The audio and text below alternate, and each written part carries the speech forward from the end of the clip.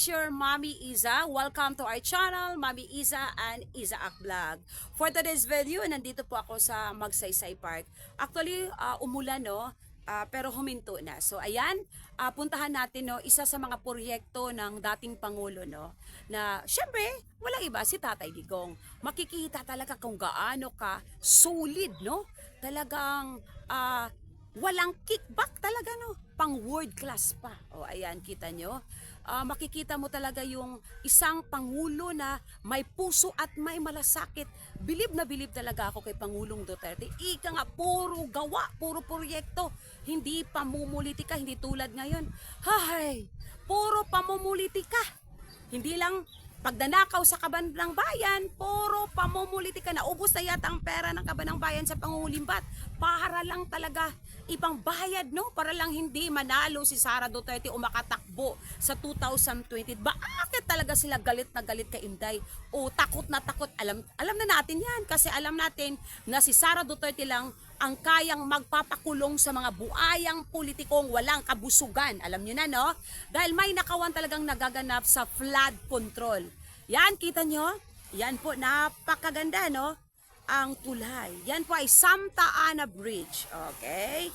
O, di ba? Kitang-kita nyo kung gaano kasulid, katibay. Ayan, yan po ang Santa Ana Bridge. Later, pupunta tayo doon, no? Tingnan natin kung malapit na nga ba itong matapos. So ito po yung kumukonekta no sa segment B no, yung trending na Bukana Bridge. Ayan, ito naman yung segment C na kumukonekta naman sa Jerome Agdao para sa segment D. Ayan po guys no. Ito yung Costa Road Expansion no na proyekto ng dating Pangulo na si Tatay Digong. Para po maibsan no dahil nagta-traffic na talaga sa Davao City dahil syempre panay promote po kami mga Davaoanyo, ika nga Davao Life is here, di ba? Alam naman natin na ang Davao City sa kabila ng kaguluhang nagaganap sa ating bansa, ang Davao City ay napanatili pa rin no ang kaayusan, di ba? Dahil syempre sa pamamalakad yan ng mga Duterte, di ba? Ganda talaga Ganda ng tulay. Ayan. Naku pag matapos to sigurado, iba yung magkakating ng ribbon. Ayan. Actually halata pa guys na may butoy pa yung mata ko. Actually may bujinggit ako pero go pa rin ang go. Mamaya iikot tayo kasi hindi naman pwede ako dito na tatalon. Ayan, para makita natin ang kung gaano ito kataas o kalaki. Ayan. So, dito po tayo. So, sarap pagmasdan, no? Okay guys, iikot tayo, papunta na tayo doon sa dulo para makita talaga natin kung gaano kalaki no ang Santa Ana Bridge. Ayan. Kung tayo tumuloy doon sa tulay no sa Santa Ana Bridge, ito pala ang Magsaysay Park. So yung monument na yan, tinatawag yan na unknown. Yan po ay to symbolize no sa ating mga soldier na lumalaban no during World War II. Ayan. So sa baba niya nandyan si Jose Rizal. So ito naman yung 11 tribes no, yung mga bahay ng 11 tribes ng dito po yun sa Davao City. Bibo dito guys pagdating ng August no dahil kadayawan sa Davao. So minga uron kay Friday pa pero bukas sigurado bibo kay weekend man Sabado at Domingo no, Saturday at Sunday, maraming bata diyan na magbike-bike o mag-skate, di ba? Medyo may kalumaan na pero napanatili pa rin no ang kaayusan at kalinisan. So yan po ang Magsaysay Park ng Davao City. So ayan guys, bago ako pupunta doon sa Santa Ana Bridge no, para ipagpapatuloy ko yung vlog ko. So ayan, punta na ako doon. Ayan guys, dito na tayo. Ayan, dito po yung entrance no, pasok tayo. So, construction pa talaga.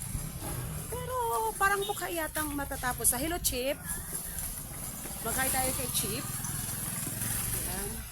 Davao Life is here. Panapinta, kaya basig baligsan unya ta. Maura ron. Ayan o, kita-kita nyo, kitang-kita nyo. So, haba talaga no. So, super duper haba. Ayan. La la la. Hangin, no? makulimlim na panahon. O yan. Yan ang kahaba ng tulay. Haba-haba, kahaba mo. Hanggang dyan pa yan sa dulo na walang hanggan. Hanggang doon sa dulo pa, oo. Oh, medyo malayo pa. Ayan. Malayo pang lalakarin ko.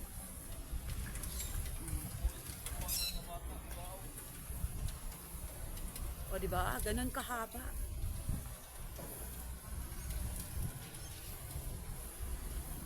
Lakad tayo ng konti.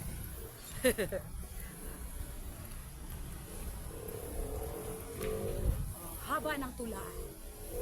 I think ito yung pinakamahabang tulay, no, sa Davao City. Tama ba ako? Pinakamahabang tulay to? O daw, sabi ni Bossing. Okay. O, diba?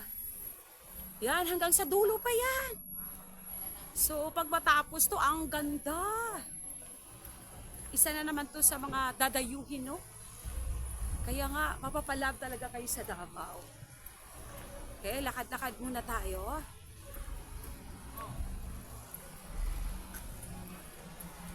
Kita nyo yung parang jackstone, oh. Kasi medyo malayo na ako, oh. Yan po ay magiging flood control. Yan ay gagawing seawall. O yan, oh.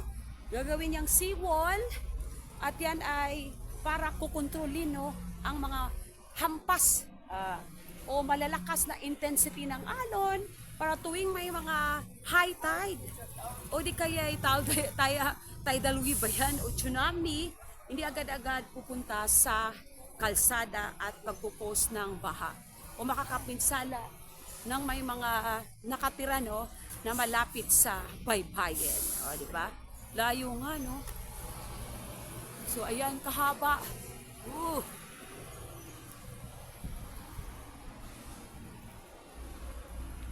Haba ng tulay. Oh. Kaya nga, sarap. Balik-balikan, no, ang mga proyekto ni Tatay Digong. Talagang to symbolize to, talagang the man of action. Hindi puro satsat, hindi puro salita. May gawa talaga, may proyekto talaga na iniwan para sa mga Pilipino. O, di ba? Punta nga ako doon.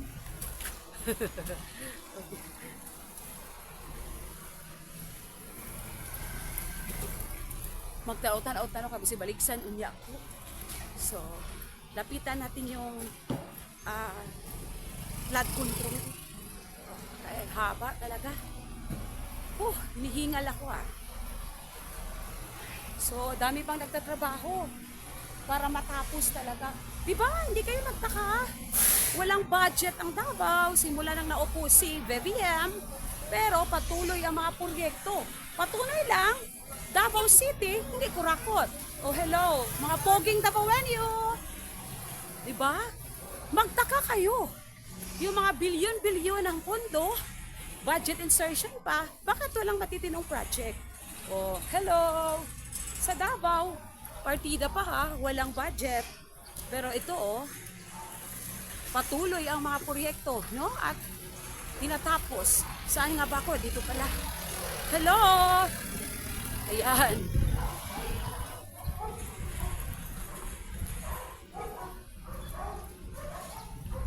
Ilapit na tayo. Itong parang jackstone ba? Yan siya. Para makita nyo. Oh. Yan po.